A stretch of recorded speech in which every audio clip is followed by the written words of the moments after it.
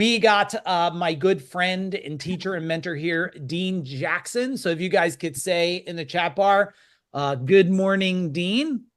And we're gonna dig right into it. Okay. We're here to get stuff done, right, Dean? That's exactly right. Very Yeah. exciting. So, Dean, I thought our whole theme could be, and we'll see where we go with it, is where are people making the biggest mistakes in marketing? You see so many people that come into your world. If you were to think Mm, what's number one biggest thing that makes you kind of shake your head after all these years, what is it? mm. That's a really good question because there's so many ways we could go with that. But I think probably the number one thing that I see is people taking their marketing like an expense versus a capital investment. And that changes everything when you really look at thinking about your before unit, the way we think about it, of dividing your business into the three units of before unit, during unit, and after unit, that most people, it's difficult to make this shift of thinking about the before unit as a completely separate unit of your business, whose only job is to act as a supplier to the during Mm, unit. And when you do that, you kind of treat it like a startup, and you're not integrating it into the or accounting for it as an expense of the during unit business. And that it's kind of a very interesting thing because when you make that shift, a lot of times people they budget, and those are all words of expense-based things. They budget their marketing budget as 10 or 12, or if they're being aggressive, 14% of their revenue. But that's kind of like gauging it from the rear view mirror in a way, right? That they're thinking about they got to keep their marketing expenses under this, you know, 10, 12, 14%. Whereas if you think about where you want to go, if you want to double your business, if you want to double the revenue that you're doing, it's a faster way to think is to start thinking about making a capital investment in the additional revenue that you're doing rather than keeping it gauged to how fast you're growing.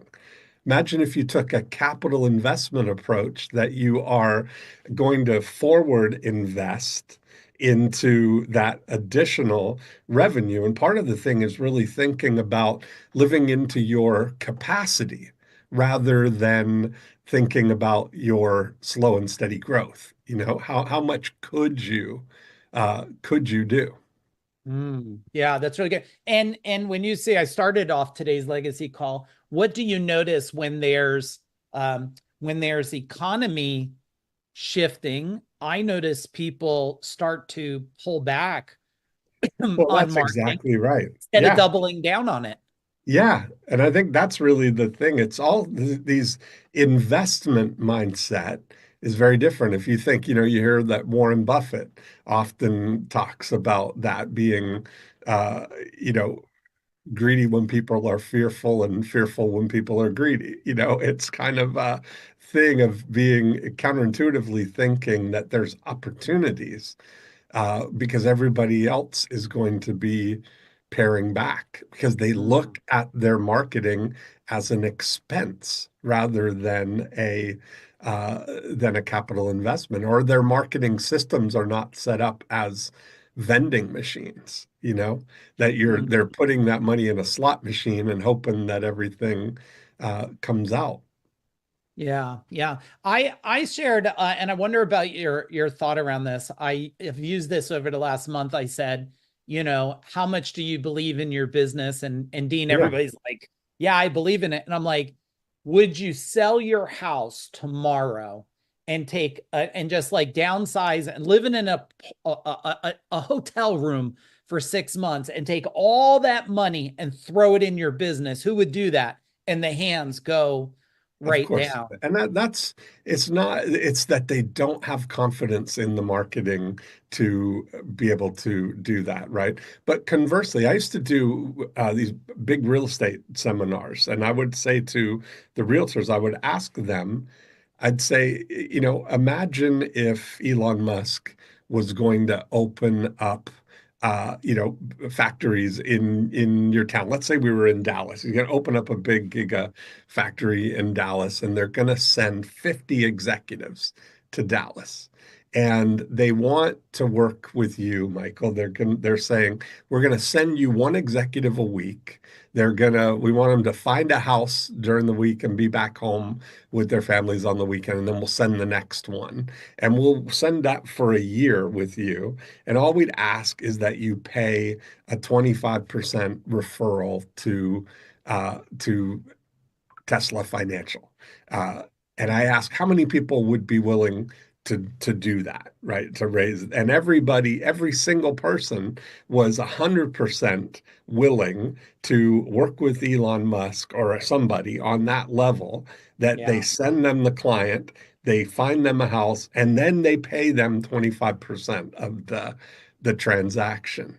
And so if you look at it, that if that was if taken 50 executives and that 25% was $2,500 per, if it was a $10,000 transaction, if you do the math on, 50 times 25,000, how many people would be willing to write the $125,000 check up front? And most people are not, because they don't have the confidence in the ability to take that money and multiply it, that way, right? So, but everybody's 100%, they've got the means and they would be happy to pay 25%. So I think if you take that same thing, I often ask people, like, the questions that you have to ask to yourself are, given your During unit circumstances right now, how high is high? How much capacity do you have given your current, if you're a home services business, number of trucks, or if you're a manufacturing company, your current equipment, or you're a printing press, how much could you possibly put on the line? There's a great story. There's a guy, Gamal Aziz, who ran the MGM Grand Hotel. And when he came into the MGM Grand, the first thing he did was he looked at all of the revenue generating line items on the budget there. And instead of looking for how can we make a 20% improvement across the board, right? Gradual, constant, never ending improvement on everything. His question was, how high is high? Like, how much could we be doing here? And so, for example, he broke it down to restaurants and retail and gaming and hotels and conventions and all the components of the revenue generators, right? Entertainment. And so, starting with the restaurants, he looked at all of the food and beverage that they do. And they had a flagship restaurant that was doing $4 million a year in their one location right there in the hotel. And it was profitable. Nobody would have complained about it and saw it as a problem. But he would sit in the entrance of the hotel every night, and he would see people coming out of the largest hotel in the world. He'd have them see him coming out, getting in limos and taxis. He'd say, "Where are you going?" They said, "We're going to Spago, or we're going to Nobu, or we're going to these destination restaurants," right? That's where they're off to. And he thought to himself, if we had a celebrity chef and a destination Mm. restaurant at our hotel, we could be doing $8 million a year instead of $4 million a year. And here's what he did: is in his mind, he books that as a loss. And so he calls the philosophy working backwards. And so he looks at that we could be doing $8 million in this restaurant. We're doing 4 million. We're losing $4 million a year by not doing this. So he went to the board, got them to agree to his plan. So they closed down the restaurant, they ripped it out, partnered with Michael Mina, redid the restaurant, reopened it up in the same footprint, same amount of square footage on the things. First year out, they did $11 million in sales. And he went through and did everything like that. He rethought the shows, they,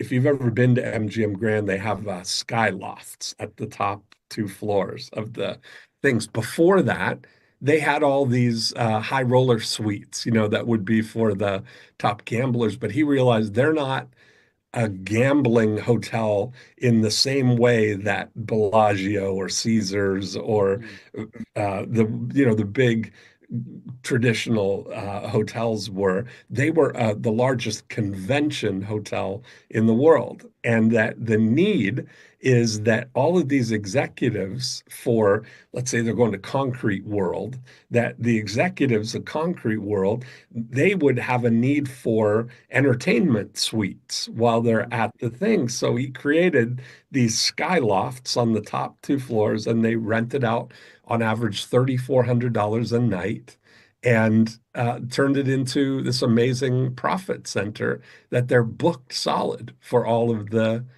conventions. So that kind of thinking, I say to people, if you look at your current business, look at what your capacity is based on the number of trucks that you have, or the number of locations, or the number of employees, or how much you could possibly service, and then work backwards from there. What would it take, to fill that and stop losing money on that? Yeah, that's so good. Type in the chat bar what that's triggering for you, because, Dean, what always amazed me is we can release, years ago in my service company, we could release 10% of the employees, and we did 30% more revenue, which is like the same thing. I wonder if you did the math, what would happen. Last week when we were talking and you were on with us and the owners of Food Dog, you had a comment you made, because I'm always talking to you about robots and aliens and all this Yeah.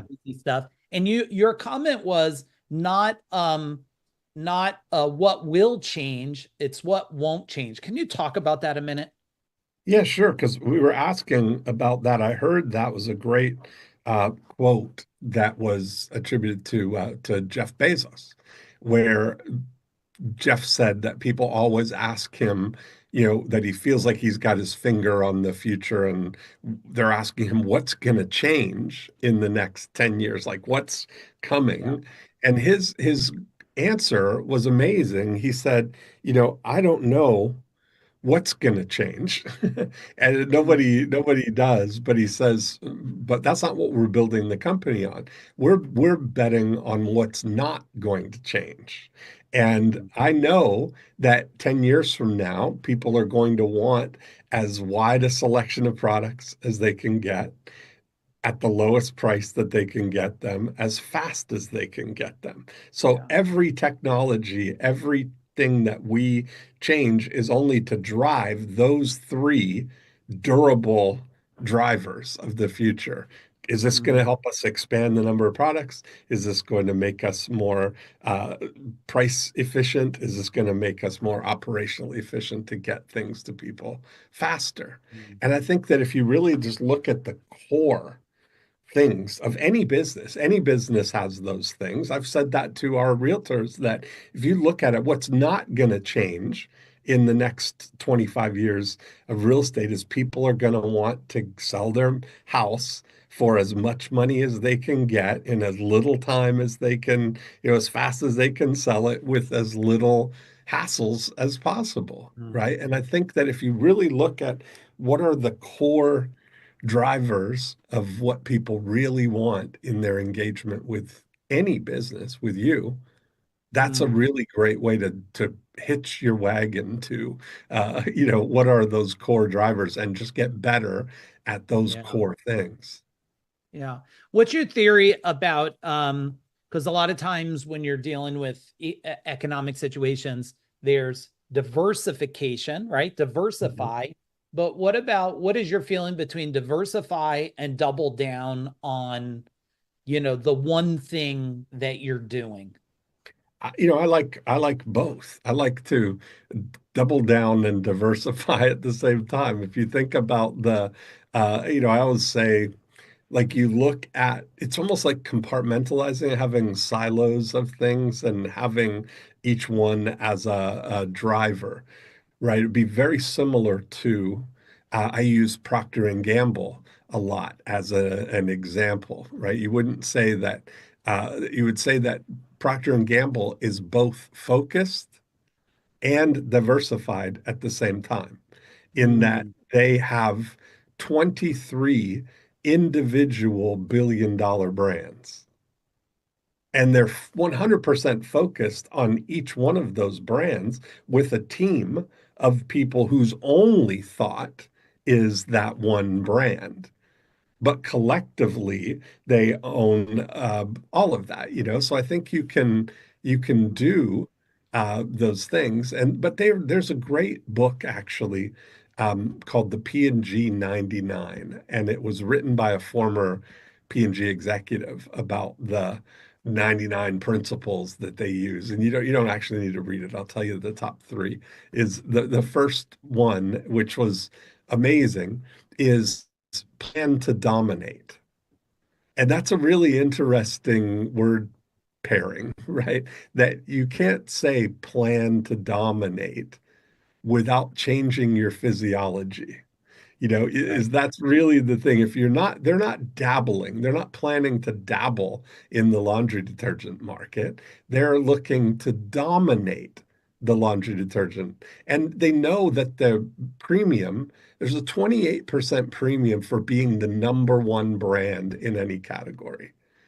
That because there's a whole group of people who just buy the leading brand of things, right? And there's a big moving sidewalk that goes along with it. So they go into, we're planning to dominate this. We're not just going to dabble.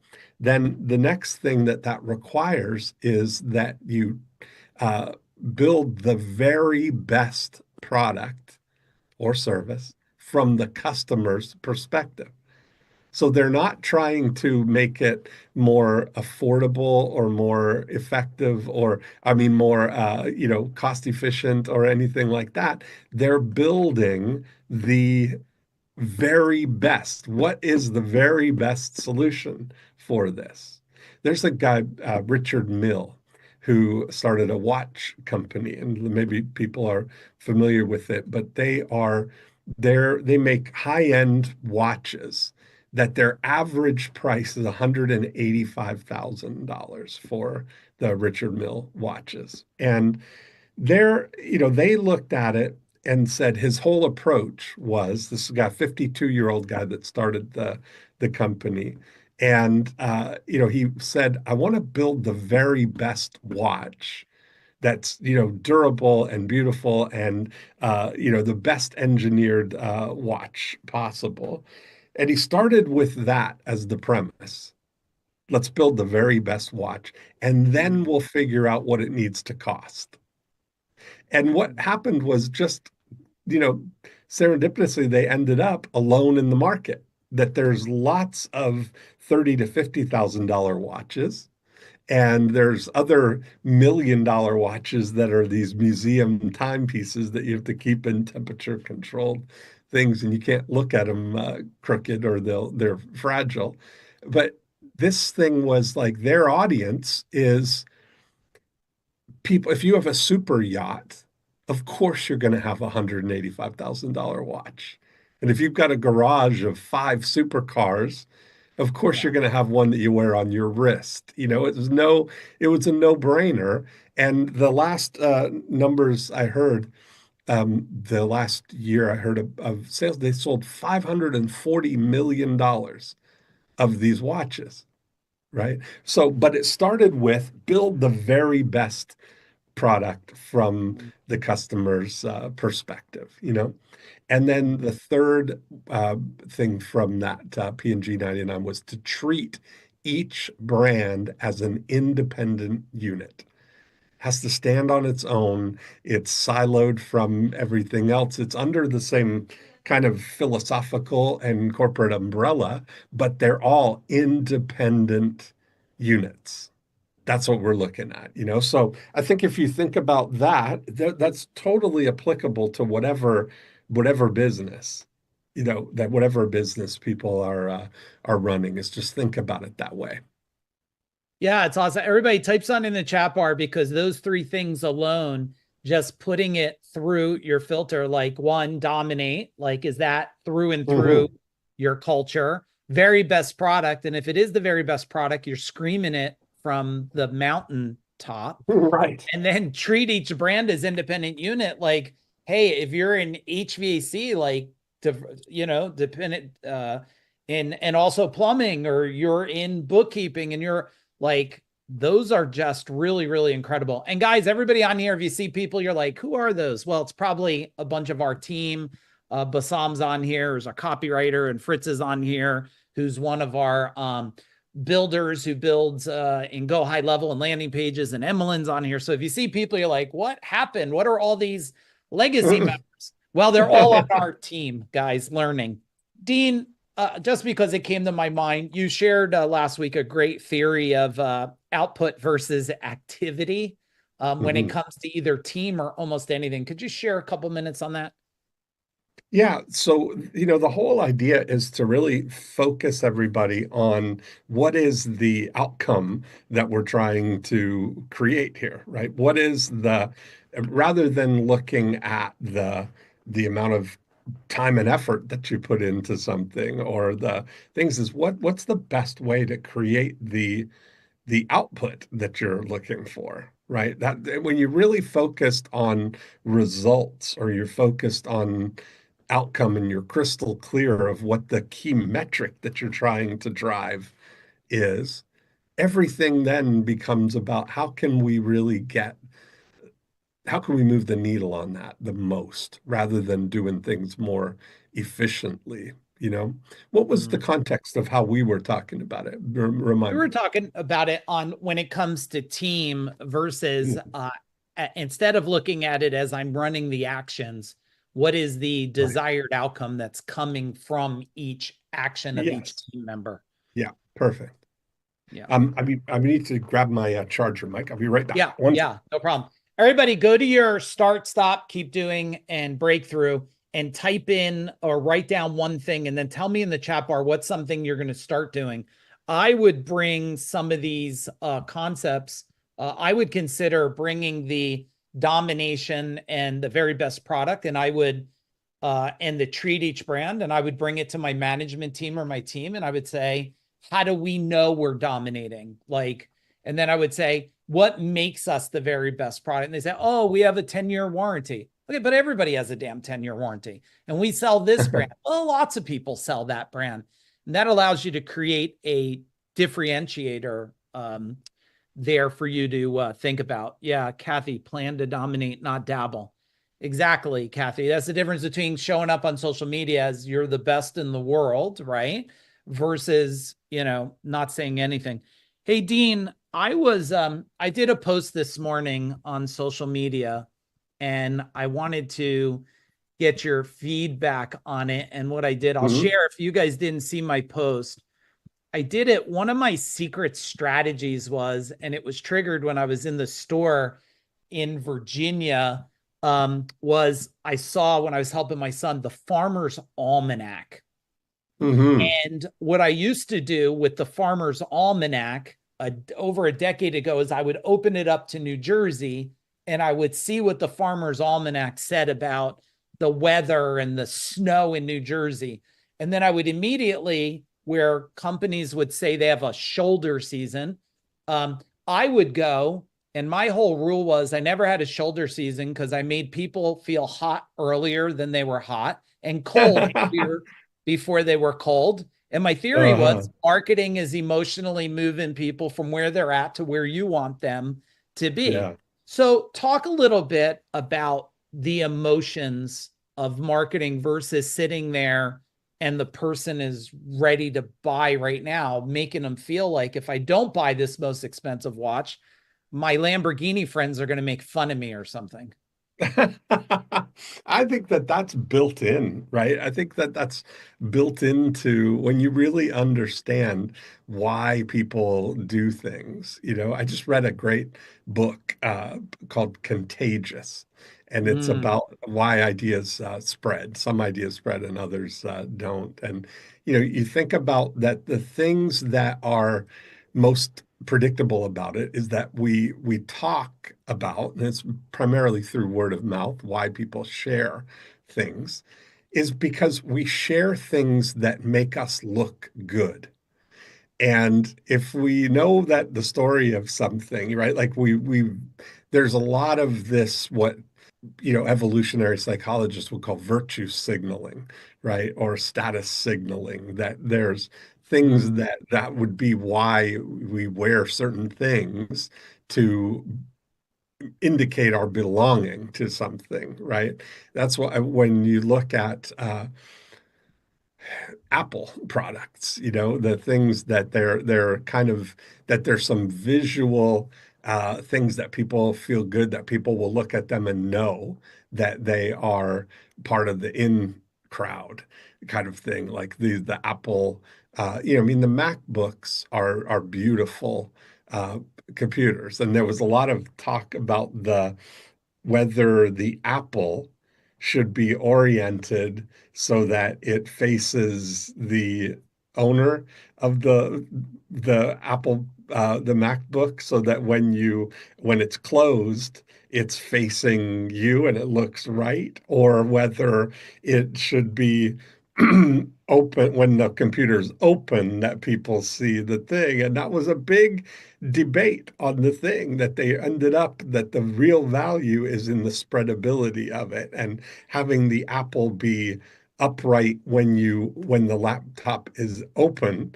is a much makes something easier to spread than the value of having it look right to the person who owns the MacBook, even for just that minute before they open it.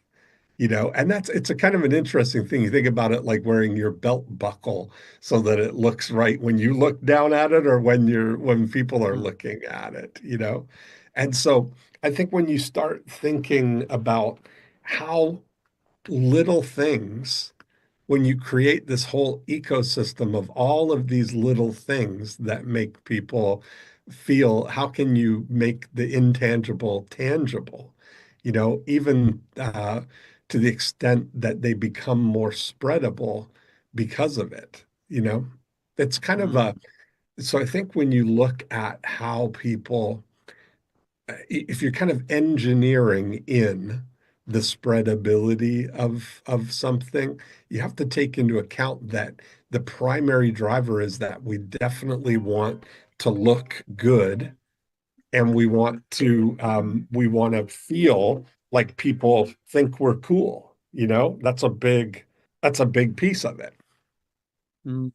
Yeah, yeah. It makes me think like Chris, they do swimming pool stuff. It's like marketing is again, it's seasonal. And I always think of like, my marketing is selling to somebody of they're tired of watching someone else's future. So I was just thinking about like what ad I would Mm, write.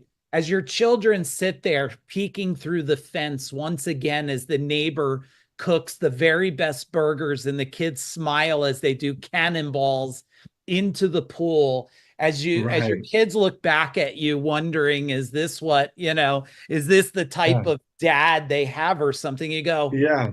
I'm going to have a pool, like I'm going to get a pool right now because Yeah. I I want mean, I my could kids. see that scenario. That's a TV Yeah. commercial waiting to happen. The kids longingly looking through the fence at the other family, and then looking back at their dad sitting, comes out in the backyard, and the look of disappointment on their face. And I mean, what a Yeah. great way to solve a story. And they have a nice Weber grill and the dad's like burning the hot dogs Mm, or something. It reminded me because I don't know if I ever showed you this. This is a long time ago. So this is probably 18 years ago, but This is my thinking, guys, of what he was saying about kind of the status signaling. So this was a door hanger, Dean. It said it's just not fair. Those pesky neighbors saving more money than you on every service call and on each utility bill and getting more comfort out of their home. The The nerve. nerve. Well, you can't blame them, blame us. Like we're falling on the sword, right? We're Ah, responsible for keeping their plumbing, heating, cooling, electrical system serviced to peak condition. Our techs know how to squeeze every energy dollar during a tune-up and how to keep your system running like new. And we'd love to do this for you too. So pretend this door hanger is a crisp $25 bill towards your next service call. That's right. We'll knock $25 off the top just for being a good sport. Tell your ah, neighbors you're onto their secret now. yes. That ought to get their conversation going. I love that. So talk a little bit about compelling versus convincing marketing and stuff. Oh, I think that's really like that's an amazing thing. I love door hangers like when you're looking at things like that. I did a lot of work with a company called the Mosquito Authority, and they do mosquito control, where they'll come and treat your yard and all the mosquitoes will disappear for 3 weeks. And we did door hangers that would go around around the home. So imagine the door hanger is a cartoon of you, the perspective, you opening the door, and there's these mosquitoes standing outside, and they say to you, the dialogue is, "Oh, hi, we were staying over in the Aguilera yard, but they called mosquito authorities, so we had to get out. Can we stay with you?" That's awesome. Yeah. And then on the back was the offer for absolutely positively no mosquitoes in your yard, guaranteed, period. And we'd offer a free mosquito treatment to get the things. But, that kind of thinking, is so, when you get people like right at the core of what their thing is, if the neighbors if they're driving all the mosquitoes out of your yard, it makes sense that they're going to be looking for a new place. Well, we don't want them here either. So let's get let's get rid of them there. That kind of thinking of what's what's inherent in the situation that would be, uh, you know, that you can leverage. Because that everybody, it is when you think about, we all want status, we all want to look good, we all want to add value to people. So one of the things that we did with the is we gave everybody who came on as a new customer, we gave them 3 golden tickets that they could give to their friends that was for a free mosquito treatment. And so you think about now, this is going to be their status is going to go up because now they're going to look cool that we've got a service that we don't have any mosquitoes in our backyard. And then we give you, now we can pass this on to you. It's different than, that way. So one of the things when, I know a lot of people have like VIP programs or member programs where people pay, a monthly thing to get top of the line, front of the line and no service calls and all this umbrella of benefits that they can get. And one of the great things that you can do to improve that spreadability is offer that as an umbrella that they can offer it to their inner circle. That so if anybody in your family or friends has an emergency issue or needs something done, that they get the same benefit as you, that's like makes them look like a hero. And that's what AAA does, that same thing. The reason, dads buy AAA is because their wives and daughters are going to be out, and they feel like that's the safety. If they're out somewhere that I can't get to them, that their AAA will go and do it, because that man might feel like, oh, I could change a tire, or I don't need that for me. But the umbrella of protection that it gives their family is pretty amazing, right? Wow. Dig a little deeper because as I'm looking around, everybody type in what industry you're in the chat Yeah. bar. Because when I look in here, Dean, I look at the power of the comparison effect from Mhm. really good and dominating the best in the world and really bad. So I look at like carries in bookkeeping. So I'm like, how do you Mhm. show what really, really bad bookkeeping is? It's like a woman in a really dark office. She's chewing gum, she's smoking a cigarette, she spilled coffee on the paper, and it's like this is the bookkeeper that you're paying, but you can't see her, but this is really what's happening. And then it flips over to Carrie, right? And it's like a clean, organized, and everybody's function efficiency. And you immediately question, right? What is my bookkeeper really like? Talk about like where else have you seen this comparison that's just like brilliant marketing? Mm.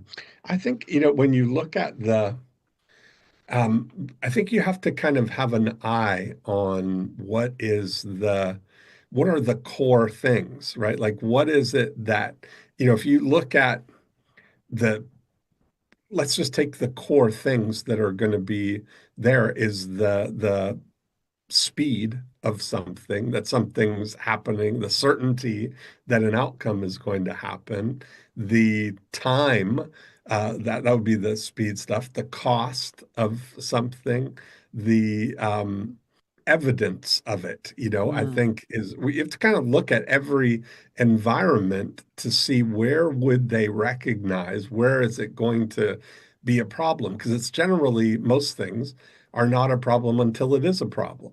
It's like, and to be able to bring that present to see that somebody, if you're prepared for that problem or you experience that problem or you have evidence of it, what it's so funny that when you plant emotional when you change the frame of something, like one of the things we did with the Mosquito Authority was bringing it to not just the nuisance of mosquitoes, but to the danger of mosquitoes. Like every year to this day, thousands of people every year die from West Nile virus, which is spread through mosquitoes. So when you look at one of the things we did was send a postcard. Every year, the CDC issues a warning right on the front page of their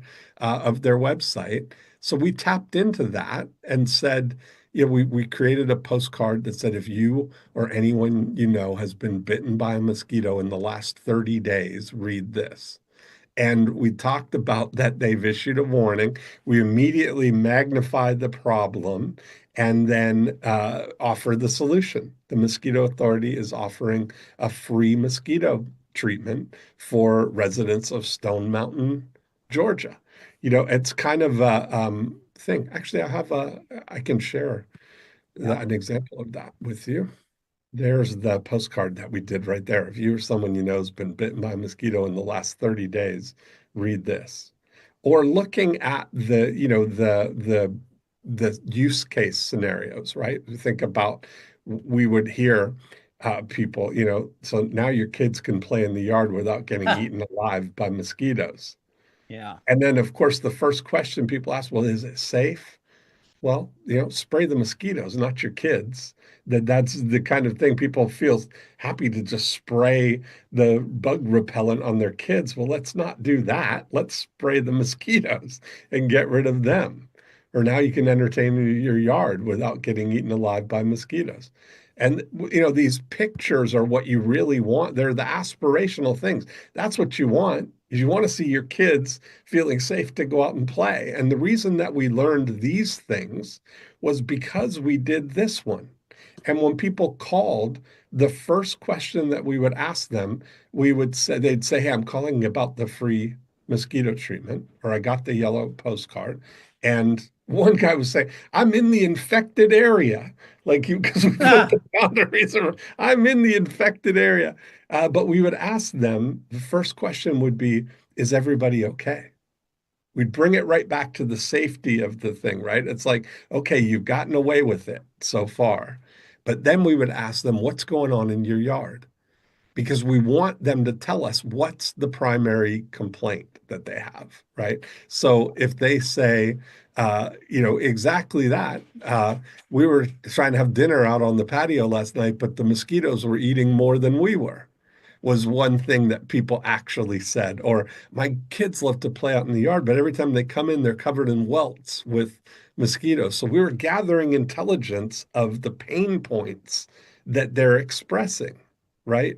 Gardening. We love to be out in the garden, but as soon as the sun goes down, we have the mosquitoes drive us in, right?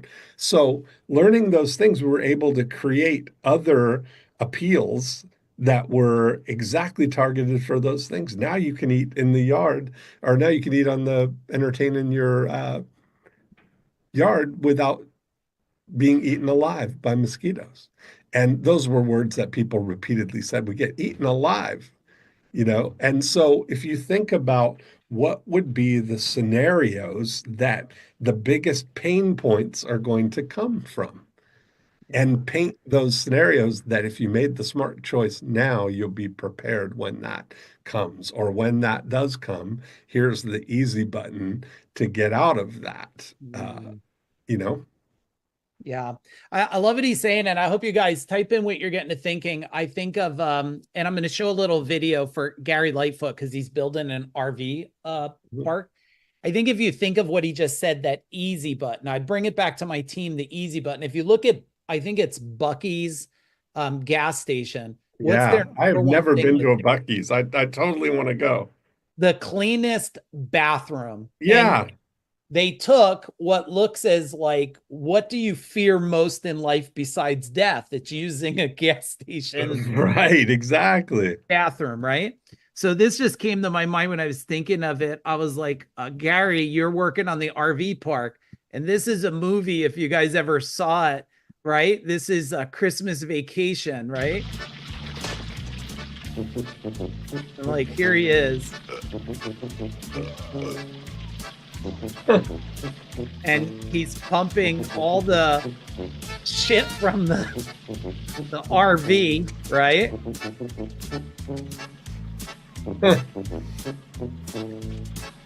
And like he's like, what's happening here? And he says like the shitter's full. Like when I think of an RV park, Gary, I think of like someone's pumping, like they're making a mess out of pumping out their garbage. And when you go over there, you have to flip up that trap, and like someone left their 10-day-old shit around it or something. And like, how do you Right. bring the Bucky's thing? And the other one, Dean, I love the postcard that you showed because I just built this for Kevin Hughes. He didn't test it yet, but I want you to talk about how what someone's already trained, like this yellow, if you get this in your mailbox, Right. everybody thinks this is, it's like been there for generations. It's an awareness thing. Yes. And what we did was we just did a second notice because years ago Uh-huh. I ran a card like this, and someone said they called complaining, how dare you? I didn't see the first notice.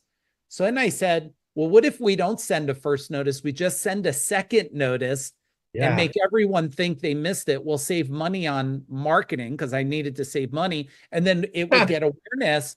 And it worked. They just started Yeah. calling. Oh, I'm so sorry. I missed the first one. And I would tell the team, oh, no worries. We got you covered. But the reality was we never sent a first one.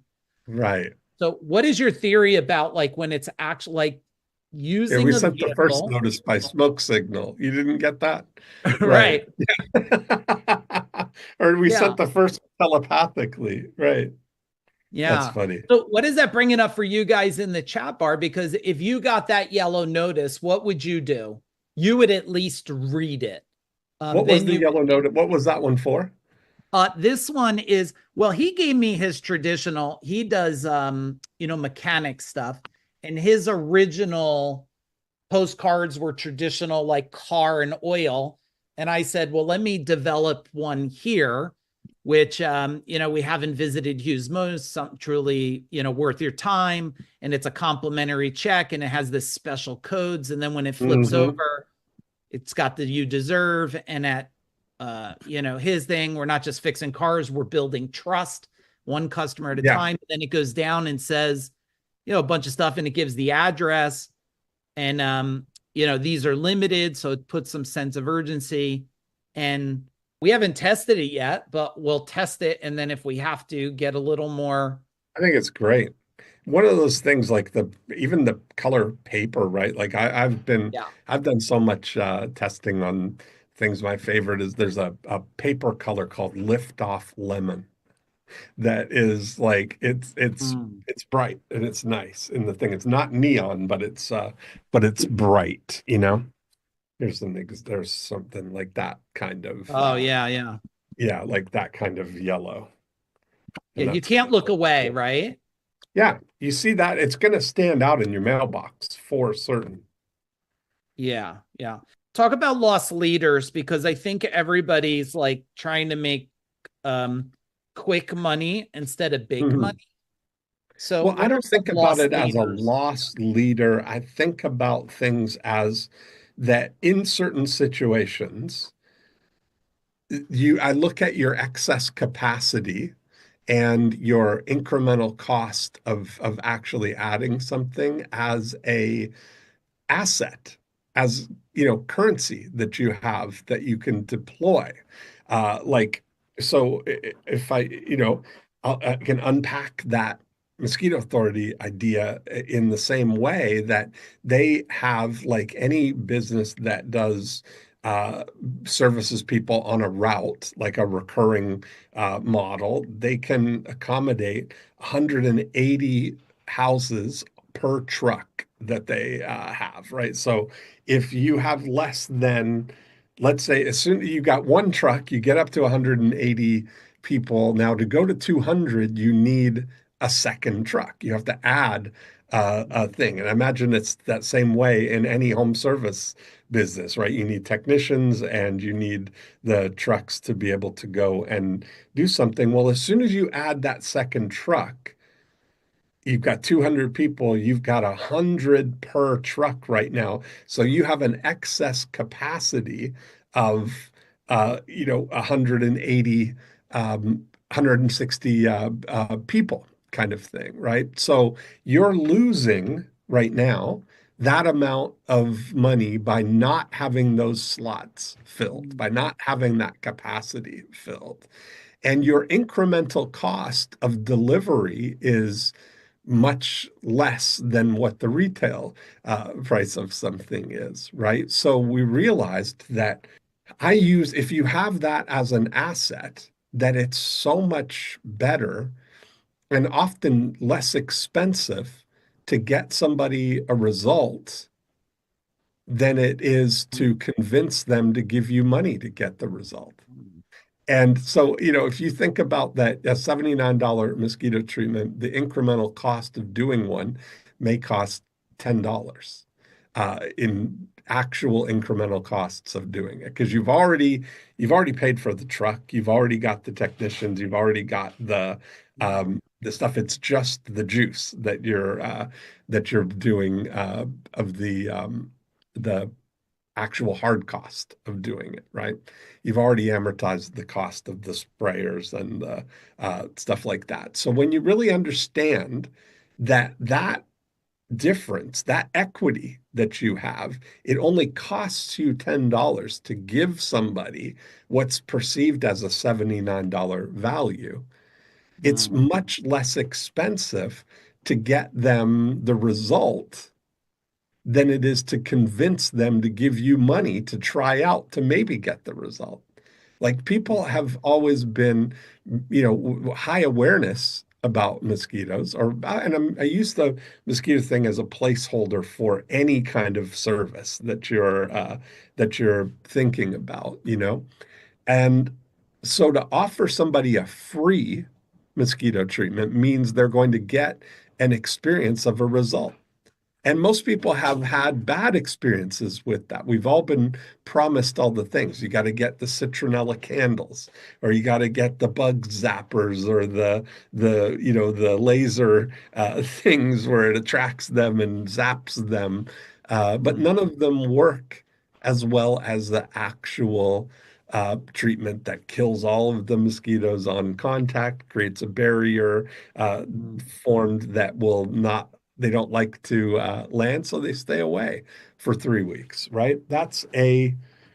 Once somebody has an experience of it, now they're much more in a better position to make a decision that they don't want to be without it than to take a chance on it, right? Oh, we've got it's not that bad.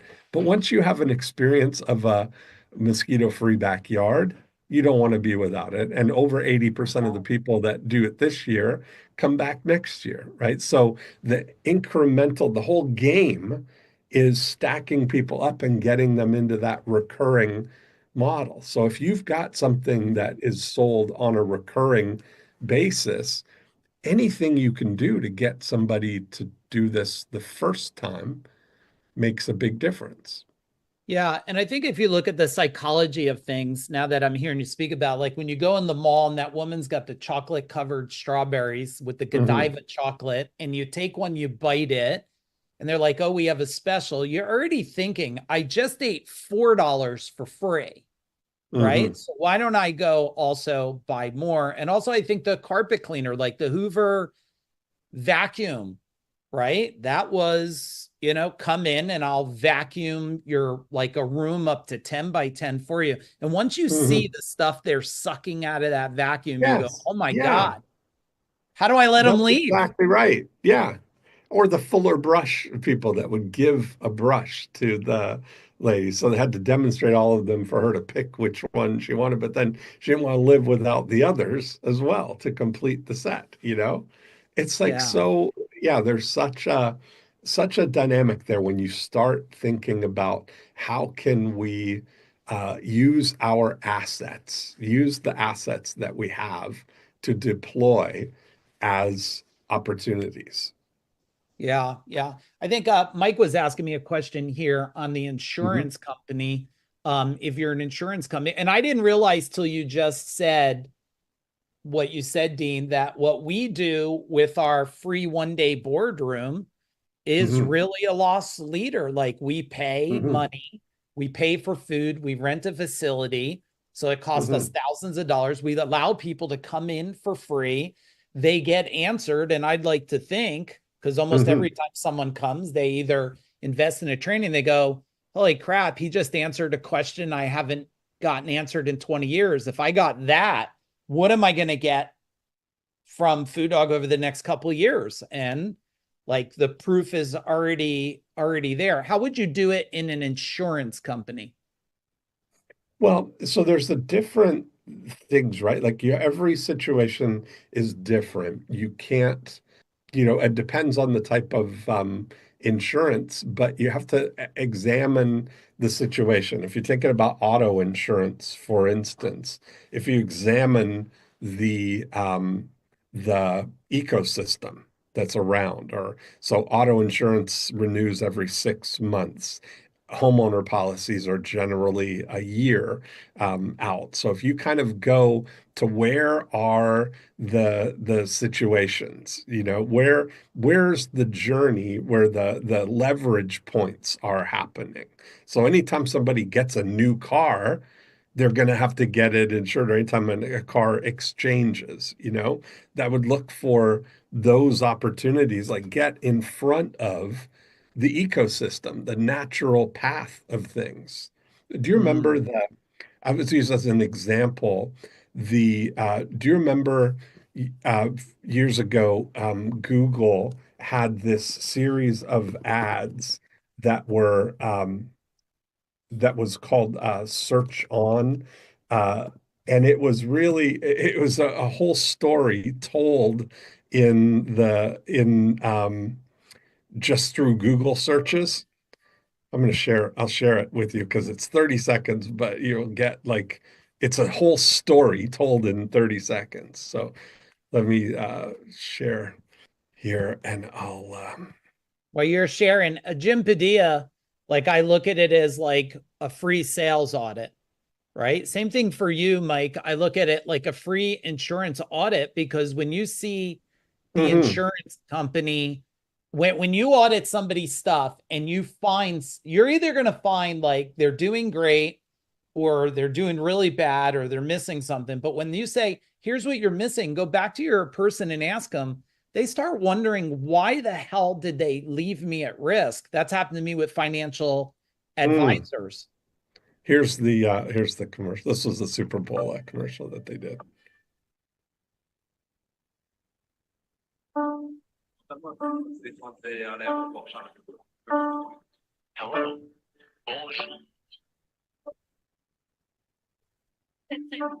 Okay, good morning. Impressed.